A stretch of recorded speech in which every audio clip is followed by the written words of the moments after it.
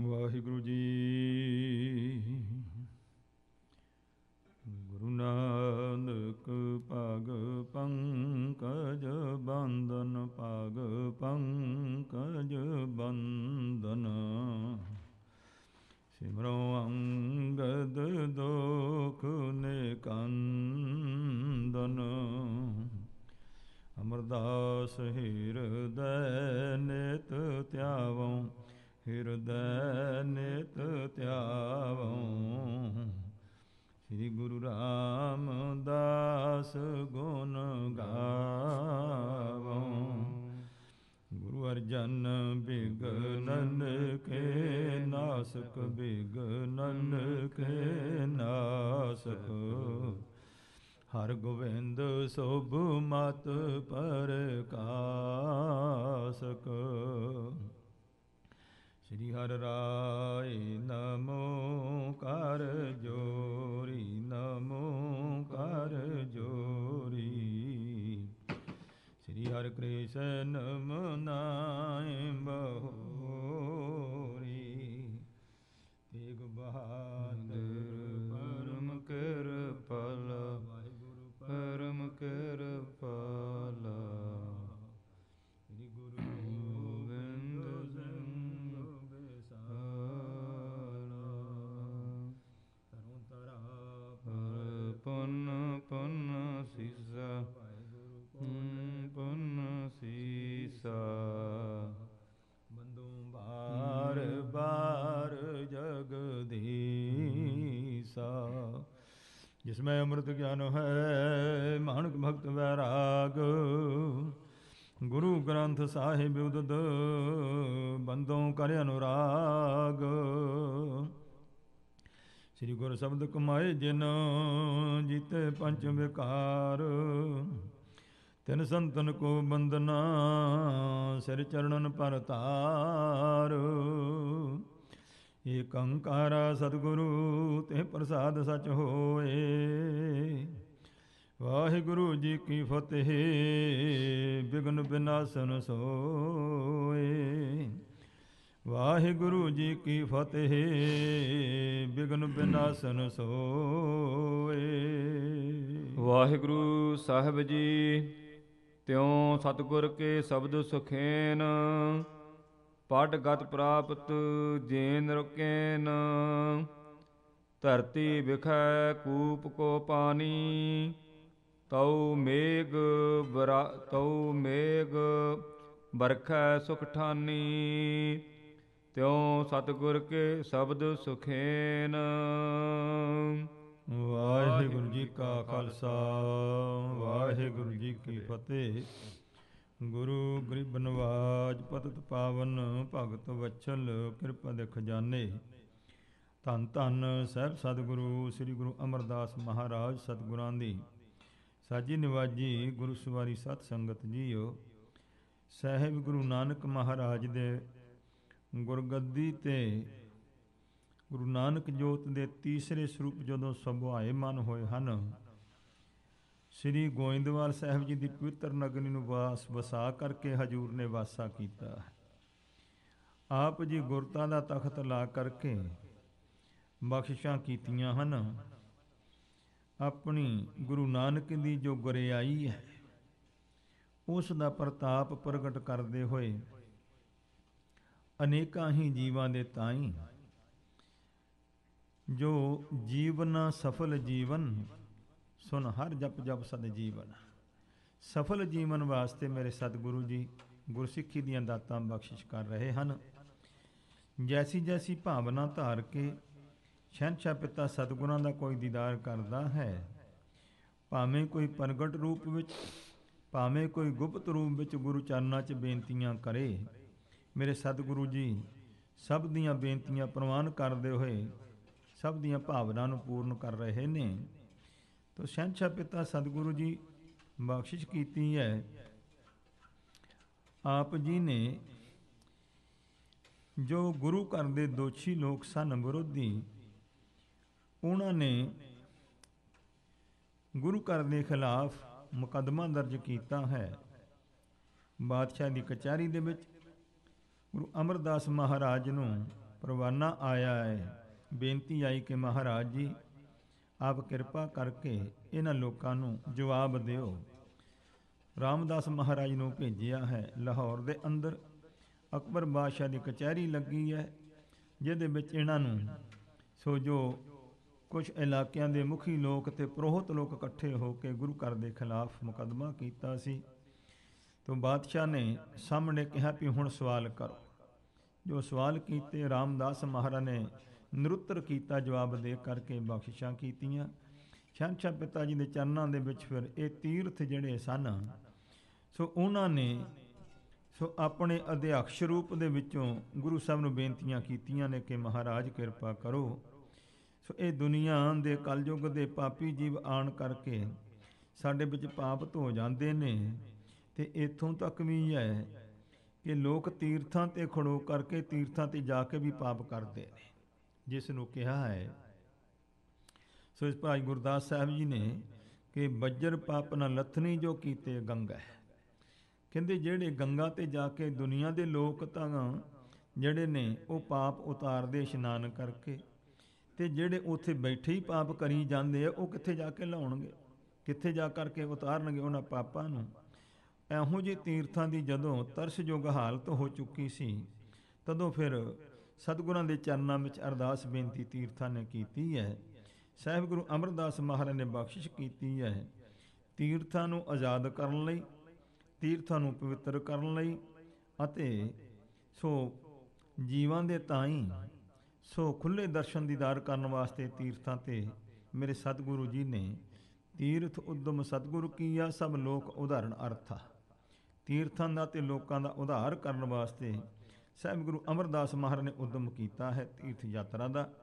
ਤੋਂ ਗਰੀਬ ਨਵਾਜ ਪਾਤਸ਼ਾਹ ਬਖਸ਼ਿਸ਼ ਕੀਤੀ। ਕੁਰੂਕਸ਼ੇਤਰ ਦੇ ਸਥਾਨ ਤੇ ਗਏ ਹਨ, ਜੋਤੀਸਰ ਸਥਾਨ ਦਿਖਾਇਆ ਹੈ। ਤੇ ਇਸ ਪ੍ਰਕਾਰ ਭੇਵੇ ਦੇ ਵਿੱਚ ਫਿਰ ਮੇਰੇ ਸਤਿਗੁਰੂ ਪਾਤਸ਼ਾਹ ਥਨੇਸਰ ਦੇ ਸਥਾਨ ਤੇ ਪਹੁੰਚੇ ਹੋਏ ਨੇ। ਇੱਥੇ ਕੁਝ ਸੰਨਿਆਸੀ ਪ੍ਰੋਹਤ ਲੋਕ ਇਕੱਠੇ ਹੋ ਕਰਕੇ ਆ ਕੇ ਸਤਿਗੁਰੂ ਸੱਚੇ ਪਾਤਸ਼ਾਹ ਨੂੰ ਫਿਰ ਉਹੀ ਸਵਾਲ ਕੀਤਾ ਜੋ ਅਕਬਰ ਦੀ ਕਚਹਿਰੀ ਵਿੱਚ ਹੋਇਆ ਸੀ। ਗੁਰੂ ਸਾਹਿਬ ਨੇ ਨਾ ਬੇਨਤੀ ਕੀਤੀ ਆ ਕਿ ਮਹਾਰਾਜ ਜਦੋਂ ਵੇਦ ਬਾਣੀ ਸੀ ਫਿਰ ਤੁਸਾਂ ਨੇ ਮਹਾਰਾਜ ਇਹ ਪਵਿੱਤਰ ਆਪ ਦੀ ਬਾਣੀ ਕਿਉਂ ਉਚਾਰਨ ਕੀਤੀ ਹੈ? ਕਿਉਂਕਿ ਜੋ ਸੰਸਕ੍ਰਿਤ ਹੈ ਇਹਨੂੰ ਦੇਵਨਾਗਰੀ ਦੇਵਤਿਆਂ ਦੀ ਭਾਸ਼ਾ ਕਿਹਾ ਜਾਂਦਾ ਹੈ। ਇਸ ਵਾਸਤੇ ਉਹ ਪਵਿੱਤਰ ਭਾਸ਼ਾ ਹੈ, ਦੇਵਤਿਆਂ ਦੀ ਹੈ, ਤੇ ਤੁਸੀਂ ਇਹ ਦੇਸ਼ ਭਾਸ਼ਾ ਦੇ ਵਿੱਚ ਬਾਣੀ ਉਚਾਰਨ ਕਿਉਂ ਕੀਤੀ? ਤੇ ਮੇਰੇ ਸਤਿਗੁਰੂ ਪਾਤਸ਼ਾਹ ਜੀ ਨੇ ਬਖਸ਼ਿਸ਼ ਕਰਕੇ ਬਾਣੀ ਦਾ ਸ਼ਬਦ ਉਚਾਰਨ ਕਰਕੇ ਜੈਸੇ ਧਰਤੀ ਉੱਪਰ ਮੇਘਲਾ ਬਰਸਤ ਹੈ ਕਿਆ ਧਰਤੀ ਮਧੇ ਪਾਣੀ ਨਾਹੀ, ਇਹ ਸ਼ਬਦ ਉਚਾਰਨ ਕਰਕੇ ਤੀਸਰੇ ਪਾਤਸ਼ਾਹ ਮਹਾਰਾਜ ਨੇ ਇਹਨਾਂ ਲੋਕਾਂ ਨੂੰ ਜਵਾਬ ਦਿੱਤਾ ਸੀ। ਤੋ ਕਵੀ ਜੀ ਨੇ ਉਸ ਦੀ ਵਿਆਖਿਆ ਕੀਤੀ ਹੈ ਕਈ ਜਿਸ ਤਰੀਕੇ ਦੇ ਨਾਲ ਸੋ ਜਿਹੜਾ ਧਰਤੀ ਦੇ ਵਿੱਚ ਪਾਣੀ ਤਾਂ ਹੈ, ਕੋਈ ਖੂਹ ਲਾ ਲੈਂਦਾ ਆਪਣੇ ਖੇਤ ਵਿੱਚ, ਉਹ ਥੋੜ੍ਹਾ ਬਹੁਤਾ ਜਲ ਵਰਤ ਕਰਕੇ ਆਪਣੀ ਖੇਤੀ ਤਿਆਰ ਕਰ ਲੈਂਦਾ, ਫਿਰ ਉਹਦੇ ਤੇ ਇੱਕ ਅਧਿਕਾਰ ਹੁੰਦਾ ਕਿ ਮੇਰਾ ਖੂਹ ਹੈ। ਇਸ ਤਰ੍ਹਾਂ ਵੇਦ ਬਾਣੀ ਜਿਹੜੀ ਹੈ ਤੁਹਾਡੀ ਖੂਹ ਦੇ ਜਲ ਦੀ ਨਿਆਈ ਸੀ, ਥੋੜ੍ਹੇ ਲੋਕਾਂ ਦਾ ਉਧਾਰ ਕਰ ਸਕਦੀ ਸੀ। ਫਿਰ ਤੁਸੀਂ ਪਾਬੰਦੀ ਲਾਈ ਹੋਈ ਹੈ ਕਿ ਬ੍ਰਾਹਮਣ ਦਾ ਹੀ ਇਹਦੇ ਤੇ ਅਧਿਕਾਰ ਹੈ, ਹੋਰ ਕਿਸੇ ਦਾ ਹੈ ਹੀ ਨਹੀਂ ਪੜ੍ਹਨ ਪੜ੍ਹਾਉਣ ਦਾ। ਜੋ ਮੇਰੇ ਸਤਿਗੁਰੂ ਪਾਤਸ਼ਾਹ ਜੀ ਦੇ ਪਵਿੱਤਰ ਬਾਣੀ ਹੈ, ਇਹ ਹੈ ਬੱਦਲ ਦੀ ਨਿਆਈ। ਜਿਸ ਤਰ੍ਹਾਂ ਬੱਦਲ ਜਿਹੜਾ ਹੈ ਸੋ ਜਦੋਂ ਬਾਰਿਸ਼ ਪਾਉਂਦਾ ਹੈ, ਉੱਚੇ ਨੀਵੇਂ ਚੰਗੇ ਮੰਦੇ ਸਭ ਥਾਵਾਂ ਤੇ ਬਾਰਿਸ਼ ਪਾ ਕੇ ਸਭ ਨੂੰ ਪਵਿੱਤਰ ਕਰਦਾ ਹੈ, ਅਤੇ ਜੀ ਜੰਤ ਸਭ ਸੁਖੀ ਵਸਦੇ ਨੇ, ਬਨਾਸਪਤੀ ਸੁਖੀ ਹੋ ਜਾਂਦੀ ਹੈ। ਇਉਂ ਮੇਰੇ ਸਤਿਗੁਰੂ ਪਾਤਸ਼ਾਹ ਜੀ ਨੇ ਬਿਨ ਪਗਾ ਬਰਸਤ ਫਿਰਾਹੀ, ਬਿਨਾਂ ਪੈਰਾਂ ਤੋਂ ਬੱਦਲ ਰੂਪ ਹੋ ਕੇ ਮੇਰੇ ਸਤਿਗੁਰੂ ਪਾਤਸ਼ਾਹ ਜੀ ਇਸ ਤਰੀਕੇ ਦੇ ਨਾਲ ਬਖਸ਼ਿਸ਼ਾਂ ਕੀਤੀਆਂ ਨੇ। ਇਸ ਵਾਸਤੇ ਭਾਈ ਇਸ ਬਾਣੀ ਦੀ ਲੋੜ ਸੀ, ਤੇ ਸਤਿਗੁਰੂ ਪਰਮੇਸ਼ਰ ਸਤਿਗੁਰੂ ਮਹਾਰਾਜ ਨੇ ਬਖਸ਼ਿਸ਼ ਕਰਕੇ ਇਹ ਬਾਣੀ ਉਚਾਰਨ ਕਰਕੇ ਇਉਂ ਜੀਵਾਂ ਦਾ ਸਮੁੱਚੇ ਰੂਪ ਵਿੱਚ ਕਲਿਆਣ ਕਰਕੇ ਸਭ ਨੂੰ ਅਧਿਕਾਰ ਬਖਸ਼ਿਸ਼ ਕੀਤਾ ਹੈ। ਜਿਵੇਂ ਬੱਦਲ ਦੇ ਜਲ ਤੇ ਕਿਸੇ ਦਾ ਕੋਈ ਅਧਿਕਾਰ ਨਹੀਂ, ਇਵੇਂ ਮੇਰੇ ਸਤਿਗੁਰੂ ਪਾਤਸ਼ਾਹ ਜੀ ਦੀ ਬਾਣੀ ਸਾਰਿਆਂ ਵਾਸਤੇ ਹੀ ਇਸ ਪ੍ਰਕਾਰ ਉਪਦੇਸ਼ ਦਿੰਦੀ ਹੈ। ਇਉਂ ਵਿਚਾਰ ਜਿਹੜੀ ਹੈ ਉਹ ਕਵੀ ਜੀ ਸੋ ਇਸ ਪ੍ਰਕਾਰ ਇਤਿਹਾਸ ਦੇ ਪ੍ਰਸੰਗ ਦੇ ਵਿੱਚ ਸੋ ਜਾਰੀ ਕੀਤੀ ਹੈ। ਆਓ ਪਿਆਰ ਪੂਰਵਕ ਸਰਵਣ ਕਰਦੇ ਹਾਂ ਕਿ ਮੇਰੇ ਸ਼ਹਿਨਸ਼ਾਹ ਪਿਤਾ ਸਤਿਗੁਰੂ ਅੰਤਰਜਾਮੀ ਸ੍ਰੀ ਗੁਰੂ ਅਮਰਦਾਸ ਮਹਾਰਾਜ ਜੀ ਜਿਸ ਤਰੀਕੇ ਦੇ ਨਾਲ ਇਹਨਾਂ ਲੋਕਾਂ ਨੂੰ ਸੋ ਗਿਆਨ ਦਿੰਦੇ ਨੇ ਸੁੰਦਰ ਵਿਚਾਰ ਦੇ ਨਾਲ, ਅਤੇ ਇਹਨਾਂ ਦਾ ਮਨ ਟਿਕਾ ਵਿੱਚ ਲਿਆਉਂਦੇ ਹੋਏ ਇਹਨਾਂ ਦਾ ਭਲਾ ਕਰਨ ਵਾਸਤੇ ਮੇਰੇ ਸਤਿਗੁਰੂ ਗੁਰੂ ਅਮਰਦਾਸ ਜੀ ਬਖਸ਼ਿਸ਼ ਕਰ ਰਹੇ ਨੇ। ਪਿਆਰ ਪੂਰਵਕ ਸਰਵਣ ਕਰੀਏ, ਗੁਰੂ ਚਰਨਾਂ 'ਚ ਮਨ ਜੋੜੀਏ, ਮੁਖ ਨੂੰ ਪਵਿੱਤਰ ਕਰੀਏ, ਉਚਾਰਨ ਕਰੀਏ ਸਤਨਾਮ ਸ੍ਰੀ ਵਾਹਿਗੁਰੂ ਜੀ। ਵਾਹਿਗੁਰੂ ਸਾਹਿਬ ਜੀ, ਤਿਉ ਸਤਿਗੁਰ ਕੇ ਸ਼ਬਦ ਸੁਖੇਨ। ਇਸੇ ਤਰ੍ਹਾਂ ਹੀ ਜਿਸ ਤਰ੍ਹਾਂ ਬੱਦਲ ਜਿਹੜਾ ਹੈ ਬਾਰਿਸ਼ ਪਾ ਕੇ ਸਭ ਨੂੰ ਸੁਖੀ ਕਰਦਾ ਹੈ, ਇਸੇ ਤਰ੍ਹਾਂ ਮੇਰੇ ਸਤਿਗੁਰੂ ਪਾਤਸ਼ਾਹ ਜੀ ਦੇ ਸ਼ਬਦ ਜੋ ਬਾਣੀ ਹੈ ਸੌਖੀ ਹੈ। ਪੜ ਗਤ ਪ੍ਰਾਪਤ ਜੇਨ ਰੁਕੇਨ। ਜਿਹੜਾ ਕਿਹੜਾ ਵੀ ਮੇਰੇ ਸਤਿਗੁਰਾਂ ਦੀ ਬਾਣੀ ਨੂੰ ਪੜ੍ਹੇ, ਉਹਦਾ ਵਿਚਾਰ ਕਰੇ, ਸਮਝੇ, ਧਾਰਨ ਕਰ ਲਵੇ, ਹਰ ਕਿਸੇ ਦਾ ਉਧਾਰ ਕਰਦੀ ਹੈ। ਧਰਤੀ ਬਿਖੈ ਕੂਪ ਕੋ ਪਾਣੀ। ਧਰਤੀ ਦੇ ਵਿੱਚ ਪਾਣੀ ਜਿਹੜਾ ਉਹਦਾ ਖੂਹ ਲਾਇਆ ਹੁੰਦਾ ਜਿੱਦਾਂ, ਤਉ ਮੇਘ ਬਰਖੈ ਸੁਖ ਠਾਨੀ। ਜਿਹੜਾ ਖੂਹ ਹੈ ਉਹ ਤਾਂ ਆਪਣਾ ਸੋ ਪਾਣੀ ਦੇ ਰਿਹਾ ਹੈ, ਪਰ ਫਿਰ ਵੀ ਸੋ ਬੱਦਲ ਦੀ ਬਾਰਿਸ਼ ਦੀ ਲੋੜ ਪੈਂਦੀ ਹੈ। ਇਸ ਵਾਸਤੇ ਭਾਈ ਸੋ ਵੇਦ ਬਾਣੀ ਦਾ ਗੁਰੂ ਨਾਨਕ ਨੇ ਕੋਈ ਵਿਰੋਧ ਨਹੀਂ ਕੀਤਾ, ਪਰ ਸਤਿਗੁਰੂ ਪਾਤਸ਼ਾਹ ਜੀ ਨੇ ਇਹ ਬਖਸ਼ਿਸ਼ ਕੀਤੀ ਹੈ। ਖੂਹਾਂ ਦੇ ਹੁੰਦਿਆਂ ਫਿਰ ਵੀ ਬੱਦਲ ਦੀ ਬਾਰਿਸ਼ ਦੀ ਲੋੜ ਹੈ। ਇਸੇ ਤਰ੍ਹਾਂ ਹੀ ਤੁਹਾਡੇ ਵੇਦਾਂ ਦੇ ਹੁੰਦਿਆਂ ਮੇਰੇ ਸਤਿਗੁਰੂ ਪਾਤਸ਼ਾਹ ਜੀ ਦੀ ਅੰਮ੍ਰਿਤਮਈ ਬਾਣੀ ਦੀ ਲੋੜ ਸੀ ਜੀਵਾਂ ਦਾ ਭਲਾ ਕਰਨ ਵਾਸਤੇ। ਜਾਂ ਤੇ ਪੰਡਤ ਹਿਰਦੇ ਵਿਚਾਰ ਹੋ। ਇਸ ਵਾਸਤੇ ਹੈ ਪੰਡਤ ਲੋਕੋ, ਵਿਦਵਾਨ ਜਨੋ, ਸੰਨਿਆਸੀ ਸਾਧੂ ਜਨੋ, ਮਨ 'ਚ ਵਿਚਾਰ ਕਰਕੇ ਦੇਖ ਲਓ। ਕਨ ਅਰ ਕੂਪ ਨੀਰ ਨਿਰਧਾਰ ਹੋ। ਤੇ ਤੁਸੀਂ ਇਹ ਨਿਰਣਾ ਕਰ ਲਓ ਭਈ ਆਪ ਹੀ ਦੇਖ ਲਓ, ਇੱਕ ਪਾਸੇ ਖੂਹ ਦਾ ਜਲ ਹੈ, ਇੱਕ ਪਾਸੇ ਬੱਦਲ ਦੀ ਬਾਰਿਸ਼ ਦਾ ਜਲ ਹੈ। ਤੁਸੀਂ ਆਪ ਹੀ ਹੁਣ ਸਮਝ ਲਓ। ਗੁਰਬਾਣੀ ਕੋ ਕਾਰਨ ਇਹੂ। ਇਹ ਸਤਿਗੁਰਾਂ ਦੀ ਪਵਿੱਤਰ ਧੁਰ ਕੀ ਬਾਣੀ ਦਾ ਇਹ ਕਾਰਨ ਹੈ ਉਚਾਰਨ ਕਰਨ ਦਾ। ਸੱਚਖੰਡ ਤੋਂ ਧੁਰੋਂ ਇਹ ਮਹਾਰਾਜ ਨੇ ਪਵਿੱਤਰ ਬਾਣੀ ਜਿਹੜੀ ਹੈ ਲਿਆ ਕਰਕੇ ਸੰਸਾਰ ਵਿੱਚ ਪ੍ਰਗਟ ਕੀਤੀ ਹੈ। ਸੁਨੋ ਸਜਨ ਨਹਿ ਕਰੋ ਸੰਦੇਹੂ। ਇਸ ਵਾਸਤੇ ਤੁਸੀਂ ਸਿਆਣੇ ਲੋਕ ਹੋ, ਕੋਈ ਸ਼ੱਕ ਨਾ ਕਰੋ ਇਹਦੇ ਵਿੱਚ। ਬਰੋ ਸਾਏ ਲਾਖੋ ਗੁਰਬਾਣੀ। ਮੇਰੇ ਸਤਿਗੁਰੂ ਪਾਤਸ਼ਾਹ ਧੰਨ ਗੁਰੂ ਨਾਨਕ ਸਾਹਿਬ ਨੇ ਜਦੋਂ ਤੋਂ ਇਹ ਧੁਰ ਕੀ ਬਾਣੀ ਦੀ ਦਾਤ ਇਸ ਮਾਤ ਲੋਕ ਵਿੱਚ ਬਖਸ਼ਿਸ਼ ਕੀਤੀ ਹੈ, ਲੱਖਾਂ ਹੀ ਜੀਵਾਂ ਦਾ, ਪ੍ਰਾਣੀਆਂ ਦਾ ਉਧਾਰ ਕੀਤਾ ਇਸ ਬਾਣੀ ਨੇ। ਊਚ ਨੀਚ ਕਾ ਏਕ ਸਮਾਨੀ। ਤੇ ਭਾਵੇਂ ਕੋਈ ਉੱਚਾ ਜਿਹਨੂੰ ਸਮਝੋ, ਤੁਸੀਂ ਕਿਸੇ ਨੂੰ ਨੀਵਾਂ ਸਮਝੋ, ਵਰਣ ਵੰਡ ਅਨੁਸਾਰ ਮੇਰੇ ਸਤਿਗੁਰੂ ਜੀ ਦੀ ਬਾਣੀ ਦਾ ਸਭ ਨੇ ਆਸਰਾ ਜਿਨ ਜਿਨ ਮਿਲਿਆ ਸਭ ਦਾ ਉਧਾਰ ਕੀਤਾ ਹੈ। ਪ੍ਰੇਮ ਠਾਨ ਜੋ ਪਠੈ ਵਿਚਾਰ ਹੈ। ਬਸ ਗੱਲ ਇਹ ਹੈ ਜਿਹੜਾ ਪ੍ਰੇਮ ਨਾਲ ਬਾਣੀ ਨੂੰ ਪੜ੍ਹੇ, ਪ੍ਰੇਮ ਦੇ ਨਾਲ ਵਿਚਾਰ ਕਰੇ ਬਾਣੀ ਦੀ, ਬਹੁਰ ਕਮਾਵ ਹੈ ਹੋਏ ਨਿਸਤਾਰ ਹੈ। ਤੇ ਜਿਹੜਾ ਫੇਰ ਵਿਚਾਰ ਕਰਕੇ ਸਮਝ ਲਵੇ ਤੇ ਉਸ ਦੀ ਕਮਾਈ ਕਰੇ ਤਾਂ ਭਾਈ ਉਸ ਦਾ ਨਿਸਪ੍ਰਪੰਚ ਸੰਸਾਰ ਤੋਂ ਪਾਰ ਉਤਾਰਾ ਹੁੰਦਾ ਹੈ। ਨਗਰ ਤੀਰਥਨ ਪਰ ਜੋ ਵਾਸੀ। ਜਿਹੜੇ ਨਗਰਾਂ ਸ਼ਹਿਰਾਂ ਦੇ ਵਿੱਚ, ਤੀਰਥਾਂ ਦੇ ਵਿੱਚ ਜੋ ਵਸਣ ਵਾਲੇ ਲੋਕ ਹਨ, ਸੁਨ ਕਰ ਸਗਰੇ ਭੈ ਉਲਾਸੀ। ਜਦੋਂ ਸਾਰੀ ਸੰਗਤ ਵਿੱਚ ਮੇਰੇ ਸਤਿਗੁਰਾਂ ਨੇ ਇਹ ਜਿਹੜੀ ਸੰਨਿਆਸੀਆਂ ਦੀ ਤੇ ਬ੍ਰਾਹਮਣਾਂ ਦੀ ਜਮਾਤ ਸੀ, ਉਸ ਨੂੰ ਜਦੋਂ ਇਸ ਢੰਗ ਦੇ ਨਾਲ ਤਸੱਲੀ ਕਰਾਈ ਹੈ ਤੇ ਸਭ ਸੰਗਤਾਂ ਜੋ ਸਨ ਸਭ ਖੁਸ਼ੀ ਹੋਈ ਸਭ ਨੂੰ। ਬੰਧਨ ਕਰ ਸਭ ਹੂਨ ਸਰਾਹੇ। ਤੇ ਨਾਲੇ ਤਾਂ ਨਮਸਕਾਰ ਕੀਤੀ ਗੁਰੂ ਅਮਰਦਾਸ ਮਹਾਰਾਜ ਨੂੰ, ਤੇ ਸਭ ਨੇ ਫਿਰ ਜਸ ਕੀਤਾ, ਸਿਫਤ ਕੀਤੀ ਸਤਿਗੁਰਾਂ ਦੀ। ਗਏ ਆਪਣੇ ਧਾਮਨ ਮਾਹੇ। ਤੇ ਫਿਰ ਸਤਿਗੁਰੂ ਪਾਤਸ਼ਾਹ ਦੇ ਦਰਸ਼ਨ ਦੀਦਾਰ ਕਰਕੇ, ਮਨ ਦੀ ਤਸੱਲੀ ਕਰਕੇ ਆਪੋ ਆਪਣੇ ਘਰਾਂ ਨੂੰ ਸਾਰੇ ਵਾਪਸ ਗਏ ਹਨ।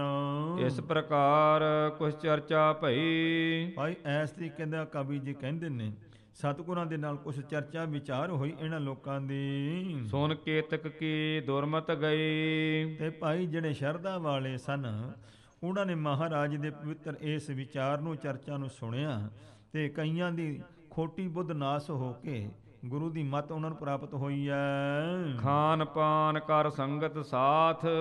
ਸਾਰੀ ਸੰਗਤ ਦੇ ਸਮੇਤ ਗੁਰੂ ਸਾਹਿਬ ਜੀ ਨੇ ਭੋਜਨ ਪ੍ਰਸ਼ਾਦ ਛਕਿਆ ਹੈ। ਦੂਜੀ ਨਿਸ ਬਾਸੇ ਜਗਨਾਥ। ਦੂਜੀ ਰਾਤ ਵੀ ਮੇਰੇ ਸਤਿਗੁਰਾਂ ਨੇ ਵਾਸਾ ਕੀਤਾ ਹੈ ਉੱਥੇ। ਦਿਵਸ ਤੀਸਰੇ ਤੀਰਥ ਆਨ। ਉਹ ਕਹਿੰਦੇ ਤੀਸਰੇ ਦਿਨ ਮੇਰੇ ਸਤਿਗੁਰੂ ਜੀ ਹੋਰ ਤੀਰਥ ਤੇ ਗਏ ਹਨ। ਸਭ ਸਿੱਖਨ ਜੁਤ ਕੀਨ ਸਨਾਨ। ਸਾਰੇ ਸਿੱਖਾਂ ਦੇ ਸਮੇਤ ਇਸ਼ਨਾਨ ਕੀਤਾ ਹੈ। ਜਥਾ ਸ਼ਕਤ ਸਭਨ ਦੇ ਦਾਨ। ਮੇਰੇ ਸਤਿਗੁਰੂ ਨੇ ਬਖਸ਼ਿਸ਼ਾਂ ਕੀਤੀਆਂ, ਜੋ ਵੀ ਗਰੀਬ ਗੁਰਬਾ ਆਦਿਕ ਦੇਖਿਆ ਸਭ ਨੂੰ ਸੋ ਅੰਨ ਆਦਿਕ ਦਾ ਦਾਨ ਬਖਸ਼ਿਸ਼ ਕੀਤਾ ਹੈ। ਬੈਠੇ ਡੇਰੇ ਕਿਰਪਾ ਨਿਧਾਨ, ਕਿਰਪਾਲੂ ਸਤਿਗੁਰੂ ਜੀ ਆਪਣੇ ਡੇਰੇ ਵਿੱਚ ਬੈਠ ਗਏ ਹਨ। ਖਾਨ ਪਾਨ ਸੰਗਤ ਸਭ ਕਰਕੇ, ਸਾਰੀ ਸੰਗਤ ਨੇ ਭੋਜਨ ਪ੍ਰਸ਼ਾਦ ਛਕਿਆ ਹੈ। ਗੁਰ ਢਿਗੇ ਆਏ ਹਰਖ ਕੋ ਧਰ ਕੇ, ਬੜੇ ਖੁਸ਼ ਹੋ ਕਰਕੇ ਧੰਨ ਗੁਰੂ ਅਮਰਦਾਸ ਦੀ ਹਜ਼ੂਰੀ ਵਿੱਚ ਇਹਨਾਂ ਤੀਰਥਾਂ ਤੇ ਸੰਗਤ ਜੁੜ ਗਈ ਹੈ। ਹਾਥ ਜੋਰ ਸਭ ਬੂਝਨ ਕੀਨੇ, ਹੱਥ ਜੋੜ ਕਰਕੇ ਸਭਨਾਂ ਨੇ ਬੇਨਤੀ ਕੀਤੀ ਹੈ। ਸ੍ਰੀ ਗੁਰ ਤੁਮ ਔਰ ਸਭ ਕੁਛ ਚੀਨੇ, ਇਹ ਮੇਰੇ ਸਤਿਗੁਰੂ ਪਾਤਸ਼ਾਹ ਜੀ ਤੁਸੀਂ ਆਪਣੇ ਹਿਰਦੇ ਵਿੱਚ ਸਾਰਾ ਕੁਝ ਜਾਣਦੇ ਹੋ ਜੀ। ਇਹ ਕੁਰਸ਼ੇਤਰ ਕੋਸ 48, ਇਹ ਕੁਰਖੇਤਰ ਆਦਿ ਥਨੇਸ਼ਰ ਆਦਿਕ ਜਿਹੜਾ 48 ਕੋਹਾਂ ਦਾ ਥਾਂ ਜਿਹੜਾ ਹੈ। ਕਿਮ ਪਨੀਤ ਇਹ ਭਇਓ ਵਸਾਲੀ, ਇਹ ਕਿਸ ਤਰੀਕੇ ਦੇ ਨਾਲ ਮਹਾਰਾਜ ਪਵਿੱਤਰ ਮੰਨਿਆ ਜਾਂਦਾ। ਇਹ ਤੀਰਥ ਕਿਵੇਂ ਬਣਿਆ ਦੱਸੋ। ਤੀਰਥ ਜਿਸ ਮੈਂ ਬਨੇ ਹਜ਼ਾਰੋਂ, ਇਹ 48 ਕੋਹਾਂ ਦੀ ਜਗ੍ਹਾ ਵਿੱਚ ਬਹੁਤ ਸਾਰੇ ਤੀਰਥ ਬਣੇ ਹੋਏ ਨੇ। ਅਨਕ ਭੈ ਤਪਸਵੀ ਤਪ ਧਾਰੋ, ਬੜੇ ਭਾਰੀ ਤਪਸਵੀ ਲੋਕਾਂ ਨੇ ਤਪ ਧਾਰਨ ਕੀਤਾ ਹੈ ਇਸ ਜਗ੍ਹਾ ਤੇ। ਥਾਨ ਪਨੀਤ ਜਾਨ ਇਹ ਮਹਾ, ਤੋ ਤਪਸਵੀ ਲੋਕਾਂ ਨੇ ਇਸ ਸਥਾਨ ਨੂੰ ਪਵਿੱਤਰ ਜਾਣ ਕਰਕੇ ਇੱਥੇ ਤਪ ਸਾਧਿਆ ਹੈ। ਕੈਰਵ ਪਾਂਡਵ ਲੜ ਮਰ ਜਹਾਂ, ਤੇ ਇਸ ਹੀ ਜਗ੍ਹਾ ਤੇ ਕੈਰਵਾਂ ਤੇ ਪਾਂਡਵਾਂ ਦਾ ਜਿਹੜਾ ਭਾਰੀ ਜੰਗ ਹੋਇਆ ਤੇ ਬਹੁਤ ਲੋਕ ਮਰੇ ਸਨ। ਕਿਸ ਕਾਰਨ ਤੇ ਪਾਵਨ ਭਇਓ, ਤੇ ਇਹ ਕਾਰਨ ਕੀ ਹੈ। ਇਹ ਜਗ੍ਹਾ ਪਵਿੱਤਰ ਕਿਸ ਤਰ੍ਹਾਂ ਮੰਨੀ ਗਈ ਹੈ ਦੱਸੋ। ਬਹੁਤ ਨਰਨ ਤਨ ਤਿਆਗਨ ਕੀਓ, ਕਿਉਂਕਿ ਇੱਥੇ ਤਾਂ ਬਹੁਤ ਲੋਕ ਜੰਗ ਦੇ ਵਿੱਚ ਮਰੇ ਹਨ। ਕੌਤਕ ਵਰਤੈ ਹਿਰਦੈ ਹਮਾਰੇ, ਇਹ ਮਹਾਰਾਜ ਸਾਡੇ ਹਿਰਦੇ ਦੇ ਵਿੱਚ ਇਹ ਵਿਚਾਰ ਜਿਹੜੀ ਆ ਰਹੀ ਹੈ ਜੀ ਦੱਸੋ। ਸਕਲ ਸੁਨਾਵਹੁ ਕਥਾ ਉਚਾਰੈ, ਤੋ ਕਿਰਪਾ ਕਰੋ ਉਚਾਰਨ ਕਰਕੇ ਇਸ ਜਗ੍ਹਾ ਦੀ ਪਵਿੱਤਰਤਾ ਦੀ ਕਥਾ ਸਾਨੂੰ ਉਚਾਰਨ ਕਰਕੇ ਸੁਣਾਓ। ਸਭ ਸੰਗਤ ਕੇ ਸੁਨ ਕੈ ਬੈਨ, ਜਦੋਂ ਇਉਂ ਸੰਗਤ ਦੇ ਬਚਨ ਸਤਿਗੁਰੂ ਅਮਰਦਾਸ ਮਹਾਰਾਜ ਨੇ ਸਰਵਣ ਕੀਤੇ ਹਨ ਤਾਂ ਕਰਨਾ ਭਰੇ ਰਸੀਲੇ ਨੈਣ, ਮੇਰੇ ਸਤਿਗੁਰੂ ਜੀ ਦੇ ਨੇਤਰ ਜਿਹੜੇ ਸੁੰਦਰ ਨੇ ਕਿਰਪਾ ਰਸ ਵਿੱਚ ਢਲ ਗਏ ਹਨ।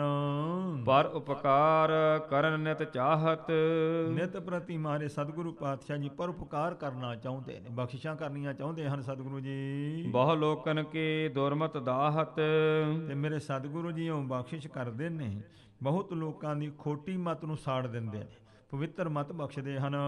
ਜਿਸ ਕਾਰਨ ਕੋ ਧਰ ਅਵਤਾਰਾ, ਜਿਸ ਕਾਰਨ ਵਾਸਤੇ ਅਵਤਾਰ ਧਾਰਨ ਕੀਤਾ ਹੈ ਅਮਰਦਾਸ ਮਹਾਰਾਜ ਨੇ, ਸੋ ਨਿਤ ਕਰਤ ਭਗਤ ਵਿਸਥਾਰਾ, ਉਹ ਕਾਰਜ ਨਿਤ ਕਰਦੇ ਹਨ ਜੋ ਭਗਤੀ ਦਾ ਵਿਸਥਾਰ ਕਰ ਰਹੇ ਨੇ, ਭਗਤੀ ਸਿਖਾ ਰਹੇ ਨੇ ਜੀਵਾਂ ਨੂੰ। ਕਥਾ ਪੁਰਾਤਨ ਬਹੁ ਚਿਰ ਕੇਰੀ, ਕਹਿੰਦੇ ਭਾਈ ਇਹ ਪੁਰਾਣਾ ਆਦਿਕ ਦੀ ਕਥਾ ਬਹੁਤ ਪੁਰਾਣੀ ਹੈ। ਗਿਣਤੀ ਸਮਤ ਪਰਹਿ ਨਾ ਹੇਰੀ, ਭਾਈ ਕਿੰਨੇ ਕ ਸਾਲਾਂ ਦੀ ਗਿਣਤੀ ਦਸੀਏ ਇਹ ਕੋਈ ਜਾਣੀ ਨਹੀਂ ਜਾਂਦੀ ਹੈ। ਜਗਤ ਜਗਤ ਆਦਿ ਕੋ ਇਹ ਬਿਰਤਾਂਤ, ਭਾਈ ਜਿਸ ਵੇਲੇ ਆਦ ਸੰਸਾਰ ਦੇ ਆਦ ਕਾਲ ਦਾ ਇਹ ਪ੍ਰਸੰਗ ਦੱਸਿਆ ਜਾਂਦਾ ਹੈ। ਸ੍ਰੀ ਗੁਰ ਚਾਹਿਓ ਕਰਨ ਬਖਿਆਤ, ਮੇਰੇ ਸਤਿਗੁਰੂ ਪਾਤਸ਼ਾਹ ਜੀ ਨੇ ਕਹਿੰਦੇ ਪ੍ਰਗਟ ਕਰਨਾ ਚਾਹਿਆ, ਦੱਸਿਆ ਸੰਗਤਾਂ ਨੂੰ। ਭੋ ਸੰਗਤ ਸੁਨਿਐ ਦੇ ਕਾਨ, ਸਾਧ ਸੰਗਤ ਜੀ ਕੰਨ ਦੇ ਕੇ ਧਿਆਨ ਨਾਲ ਸਰਵਣ ਕਰੋ।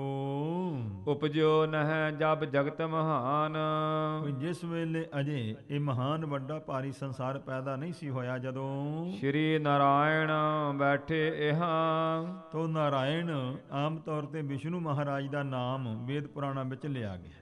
ਕਹਿੰਦੇ ਇਸ ਸਥਾਨ ਤੇ ਆਣ ਕਰਕੇ ਬੈਠੇ ਸਨ ਵਿਸ਼ਨੂੰ ਜੀ। ਭਇਓ ਇਤਕ ਮਹਿ ਆਸਨ ਮਹਾ, ਇਸ ਜਗ੍ਹਾ ਦੇ ਉੱਤੇ ਵੱਡਾ ਭਾਰੀ ਆਸਣ ਲਾਇਆ ਸੀ ਉਹਨਾਂ ਨੇ। ਅਸ਼ਟ ਕੋਸ ਲਗ ਨੀਚੇ ਥਾਨ, ਇਸ ਪ੍ਰਕਾਰ 8 ਕੋਹਾਂ ਦਾ ਥਾਂ ਜਿਹੜਾ ਨਾ ਇਹ ਨੀਵਾਂ ਥਾਂ ਜਾਣ ਕੇ ਇਸ ਜਗ੍ਹਾ ਤੇ ਆਸਣ ਲਾਇਆ ਸੀ ਉਹਨਾਂ ਨੇ। ਆਗੇ ਜਨ ਬਦੇ ਮਹਾਨ, ਤੇ ਅੱਗੇ ਇਸ ਪ੍ਰਕਾਰ ਮਹਾਨ ਫਿਰ ਵਾਧਾ ਕੀਤਾ, ਭਾਵ ਕਿ ਆਦ ਕਾਲ ਦੇ ਵਿੱਚ ਸ੍ਰਿਸ਼ਟੀ ਜਦੋਂ ਨਹੀਂ ਸੀ ਰਚੀ, ਵਿਸ਼ਨੂੰ ਮਹਾਰਾਜ ਇੱਥੇ ਇਸ ਪ੍ਰਕਾਰ 8 ਕੋਹਾਂ ਵਿੱਚ ਚੌਂਕੜਾ ਮਾਰ ਕੇ ਬੈਠੇ ਸਨ।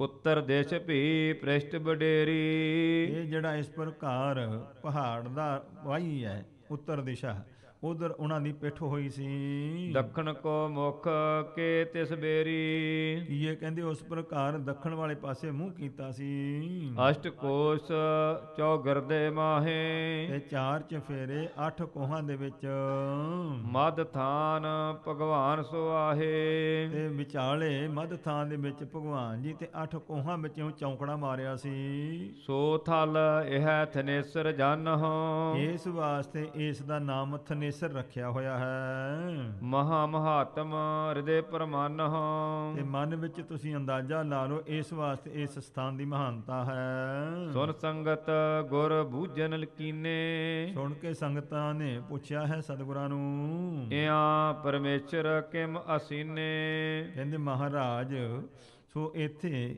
ਸੋ ਪਰਮੇਸ਼ਰ ਵਿਸ਼ਨੂੰ ਮਹਾਰਾਜ ਨੇ ਕਿਸ ਤਰੀਕੇ ਨਾਲ ਆਸਣ ਲਾਇਆ ਸੀ। ਕੋ ਕਾਰਨ ਭਾ ਵਰਣਨ ਕਰੀਐ ਹੈ, ਕਾਰਨ ਕੀ ਹੋਇਆ ਮਹਾਰਾਜ ਉਸ ਦਾ ਸਾਨੂੰ ਵਿਆਖਿਆ ਕਰਕੇ ਦੱਸੋ।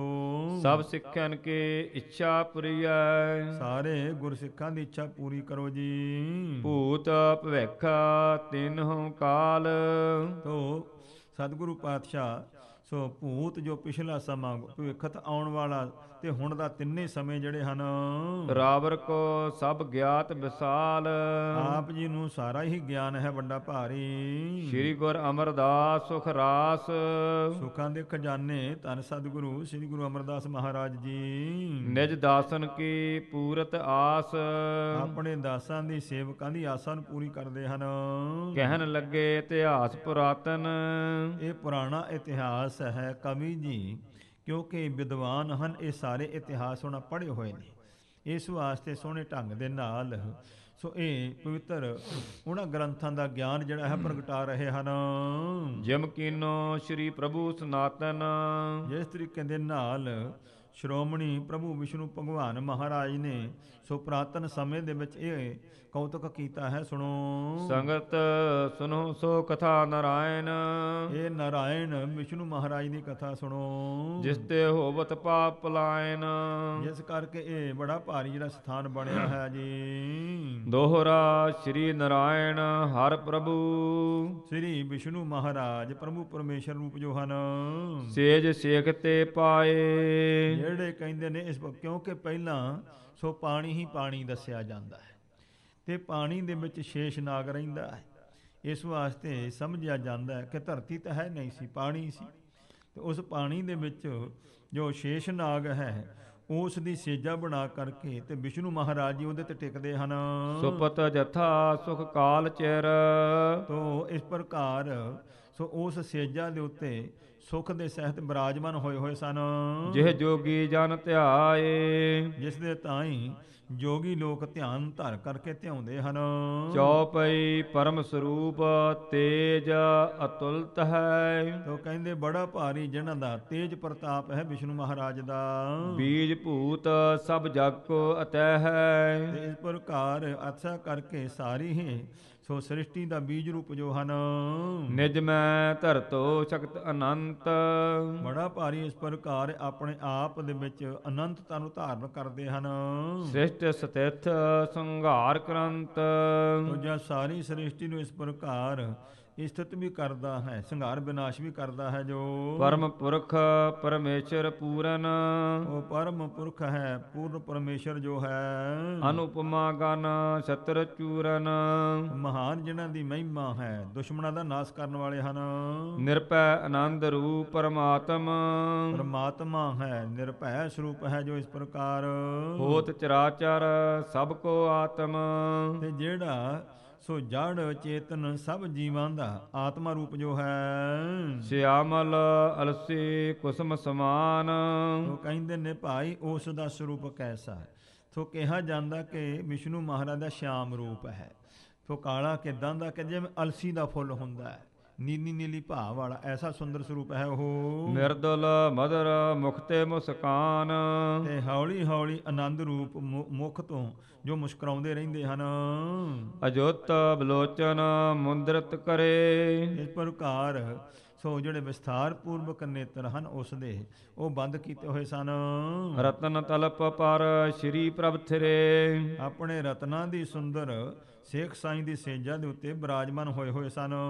ਚੌਂ ਦਿਸ ਮੈਂ ਪਸਰਿਓ ਜਲ ਜਾਲ, ਤੇ ਚਾਰ ਚਫੇਰੇ ਕਹਿੰਦੇ ਜਲ ਜਿਹੜਾ ਸੀ ਪਸਰਿਆ ਫੈਲਿਆ ਹੋਇਆ ਸੀ। ਅਪਰ ਨਾ ਕੁਛ ਭਇਤ ਕਿਤ ਭਾਲਾ, ਹੋਰ ਕਿਤੇ ਵੀ ਭਾਲਿਆ ਕੁਝ ਵੀ ਨਹੀਂ ਸੀ ਲੱਭਦਾ ਉਸ ਵੇਲੇ। ਕਰਤਾ ਪੁਰਖ ਇਸ ਅਨੁਸਾਰੇ, ਕਰਤਾ ਪੁਰਖ ਮਹਾਰਾਜ ਦੀ ਆਪਣੀ ਇੱਛਾ ਦੇ ਅਨੁਸਾਰ ਕਮਲ ਨਾਭ ਭਾ ਜੁਤ ਵਿਸਥਾਰੇ, ਤੇ ਕਹਿੰਦੇ ਇਸ ਪ੍ਰਕਾਰ ਬੜੇ ਵਿਸਥਾਰ ਪੂਰਵਕ ਉਸ ਵਿਸ਼ਨੂੰ ਮਹਾਰਾਜ ਦੀ ਨਾਭੀ ਤੋਂ ਕਹਿੰਦੇ ਇਸ ਪ੍ਰਕਾਰ ਉਸ ਪਾਣੀ ਦੇ ਵਿੱਚ ਕਮਲ ਦਾ ਫੁੱਲ ਪੈਦਾ ਹੋਇਆ।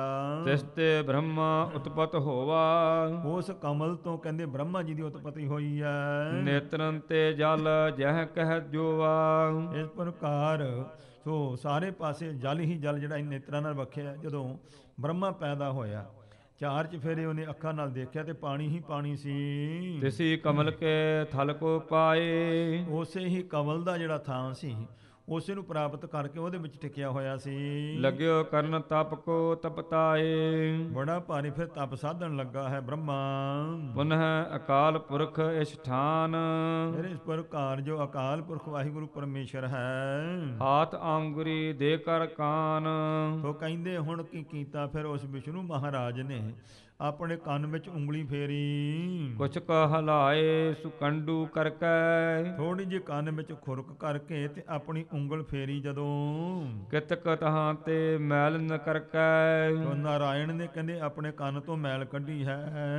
ਨਿਜ ਅਨਾਮਿਕਾ ਤੇ ਸੁਭਗਾਈ, ਆਪਣੀ ਅਨਾਮਕਾ ਵਾਲੀ ਉਂਗਲੀ ਜਿਹੜੀ ਆ ਚੀਚੀ ਦੇ ਨਾਲ ਦੀ ਉਂਗਲੀ ਅਨਾਮਕਾ ਕਹਿੰਦੇ, ਇਹਦੇ ਨਾਲ ਕਹਿੰਦੇ ਉਸ ਮੈਲ ਦੇ ਤਾਈ ਜੋਜਨ ਕਿਤਕ ਪਰੀ ਕਿਤ ਜਾਈ, ਉਸ ਨੂੰ ਜਿਸ ਵੇਲੇ ਉਹਨਾਂ ਨੇ ਸੁੱਟਿਆ ਤੇ ਕਹਿੰਦੇ ਕਈ ਜੋਜਨ ਦੂਰ ਜਾ ਕੇ ਪਾਣੀ ਦੇ ਉੱਤੇ ਮੈਲ ਡਿੱਗੀ ਉਹ ਕੰਨ ਵਾਲੀ ਜਿਹੜੀ ਸੀ। ਤਿਸ ਤੇ ਦੈਂਤ ਦੋਏ ਤਨ ਧਾਰੇ, ਉਹ ਮੈਲ ਤੋਂ ਕਹਿੰਦੇ ਫਿਰ ਦੋ ਜਿਹੜੇ ਸੀ ਦੈਂਤਾਂ ਦਾ ਰੂਪ ਧਾਰ, ਦੋ ਜਨਮ ਲੈ ਲਿਆ ਦੈਂਤਾਂ ਨੇ। ਬਲੀ ਵਿਸਾਲ ਬੜੀ ਭੁਜਵਾਰੇ, ਬੜ ਬੜੀਆਂ ਬਾਹਾਂ, ਵੱਡਾ ਭਾਰੀ ਦੇਹ ਆਕਾਰ ਹੋਇਆ ਉਹਨਾਂ ਦਾ। ਬਿਰਦੇ ਕਲੇਵਰ ਤਿੰਨ ਤਤਕਾਲਾ, ਉਹ ਕਹਿੰਦੇ ਇਸ ਪ੍ਰਕਾਰ ਉਹਨਾਂ ਦਾ ਕਲੇਵਰ ਜਿਹੜਾ ਸਰੀਰ ਸੀ ਨਾ ਬਹੁਤ ਵਧਿਆ ਉਸ ਵੇਲੇ। ਅਪਰਮਾਨ ਬਲ ਮਹਤ ਕਰਾਲਾ, ਬੜਾ ਭਾਰੀ ਭਿਆਨਕ ਕਹਿੰਦੇ ਨੇ ਕੋਈ ਅੰਦਾਜ਼ਾ ਨਹੀਂ ਵੀ ਕਿੰਨਾ ਕੁ ਬਲ ਹੋਇਆ ਇਹਨਾਂ ਵਿੱਚ। ਇਹ ਮਦ ਕੈਟਬ ਦੈਂਤ ਜਿਹੜੇ ਨੇ ਕਲਗੀਧਰ ਜੀ ਨੇ ਦੱਸਿਆ ਹੈ ਕਿ ਜਦ ਪਹਿਲੇ ਹਮ ਸ੍ਰਿਸ਼ਟ ਬਣਾਈ ਦੁਸ਼ਟ ਦੈਂਤ ਰਚੇ ਦੁਖਦਾਈ, ਵੀ ਸ੍ਰਿਸ਼ਟੀ ਦੀ ਰਚਨਾ ਕਰਨੀ ਸੀ। ਇਹ ਦੈਂਤ ਰਚੇ ਸੀ ਵੀ ਸ੍ਰਿਸ਼ਟੀ ਪੈਦਾ ਕਰਾਂਗੇ ਤੇ ਭੁਜਬਲ ਬਬਰਾ ਹੋਏ ਗਏ। ਆਪਣੇ ਬਾਹਾਂ ਦੇ ਬਲ ਵਿੱਚ ਐਸੇ ਕਮਲੇ ਹੋਏ ਕਿ ਇਹਨਾਂ ਨੇ ਜੋ ਆਕਾਸ਼ ਨੂੰ ਵਧਣਾ ਸ਼ੁਰੂ ਕਰ ਲਿਆ ਵੀ ਕੌਣ ਸਾਨੂੰ ਪੈਦਾ ਕਰਨ, ਅਸੀਂ ਸਭ ਕੁਛ, ਹੰਕਾਰ ਹੋ ਗਿਆ ਸੀ। ਤੇ ਇਸ ਪ੍ਰਕਾਰ ਉਹ ਮਦ ਕੈਟਬ ਦੈਂਤ ਜਿਹੜੇ ਇਹਨਾਂ ਦਾ ਬੜਾ ਭਾਰੀ ਬਲ ਵਧਿਆ। ਚੌਂ ਦਿਸ ਵਿਚਰੈ ਜਲ ਕੇ ਮਾਹੀ, ਤੋ ਕਹਿੰਦੇ ਚਾਰ ਫਿਰ ਜਲ ਦੇ ਵਿੱਚ ਤੁਰੇ ਫਿਰਦੇ ਆ ਉਹ। ਪਰੇ ਗਰਭ ਤੇ ਰਣ ਉਤਸਾਹੀ, ਬੜਾ ਭਾਰੀ ਹੰਕਾਰ ਹੈ ਤੇ ਸੋਚਦੇ ਨੇ ਕਿਹੜਾ ਹੈ ਕੋਈ ਸਾਡੇ ਸਾਹਮਣੇ ਆਵੇ ਤੇ ਅਸੀਂ ਜੰਗ ਕਰੀਏ। ਮਹਾ ਬਦਨ ਅਰ ਦਾੜ ਜਿਨ੍ਹਾਂ ਕੇ, ਵੱਡ ਵੱਡੀਆਂ ਦਾੜਾਂ, ਵੱਡਾ ਭਾਰੀ ਮੁੱਖ ਹੈ ਇਹਨਾਂ ਦਾ। ਰਕਤ ਬਲੋਚਨ ਭੀਮ ਤਨੁ ਕੇ, ਬੜੇ ਭਿਆਨਕ ਲਾਲ ਰੰਗ ਦੇ ਨੇਤਰ ਸਨ ਇਹਨਾਂ ਲੋਕਾਂ ਦੇ। ਦੰਡ ਪ੍ਰਚੰਡ ਬਜਾਵਹਿ ਬਲਤੇ, ਇਸ ਪ੍ਰਕਾਰ ਆਪਣੇ ਡੌਲਿਆਂ ਤੇ ਹੱਥ ਮਾਰ ਮਾਰ ਕੇ ਬੜੀ ਭਾਰੀ ਆਵਾਜ਼ ਕਰਦੇ ਜੀ। ਭੈਰਵ ਗਰਜ ਉਤਾਇਲ ਚਲਤੇ, ਤੇ ਬੜੀ ਭਾਰੀ ਸੋ ਭਿਆਨਕ ਗਰਜ ਕਰਿਆ ਕਰਦੇ। ਇਸ ਤਰੀਕੇ ਦੇ ਨਾਲ ਇਹ ਦੈਂਤ ਸਨ ਜਿਹੜੇ ਬੜਾ ਭਿਅੰਕਰ ਰੂਪ ਧਾਰਿਆ। ਵਿਜਤ ਆਏ ਪਹੁੰਚੇ ਤਹਿਵਾ, ਹੌਲੀ ਹੌਲੀ ਉਹ ਘੁੰਮਦੇ ਫਿਰਦੇ ਆਣ ਕੇ ਉੱਥੇ ਆਣ ਕੇ ਪਹੁੰਚ ਗਏ ਹਨ। ਉਤੋ ਕਮਲ ਪਰ ਬ੍ਰਹਮਾ ਜਹਿਵਾ, ਜਿਸ ਜਗ੍ਹਾ ਤੇ ਕਮਲ ਦੇ ਉੱਤੇ ਬ੍ਰਹਮਾ ਬੈਠਾ ਹੋਇਆ ਸੀ, ਇਹ ਮਦ ਕੈਟਬ ਦੈਂਤ ਫਿਰਦੇ ਹੋਏ ਉੱਥੇ ਆ ਗਏ ਹਨ। ਦੇਖ ਦੋਹਨ ਕੋ ਡਰਿਓ ਬਸਾਲੇ, ਇਸ ਪ੍ਰਕਾਰ ਬ੍ਰਹਮਾ ਨੇ ਜਿਸਲੇ ਦੋ ਦੈਂਤ ਬੜੇ ਭਾਰੀ ਦੇਖੇ, ਮਨ ਵਿੱਚ ਭੈ ਖਾ ਗਿਆ, ਡਰ ਗਿਆ।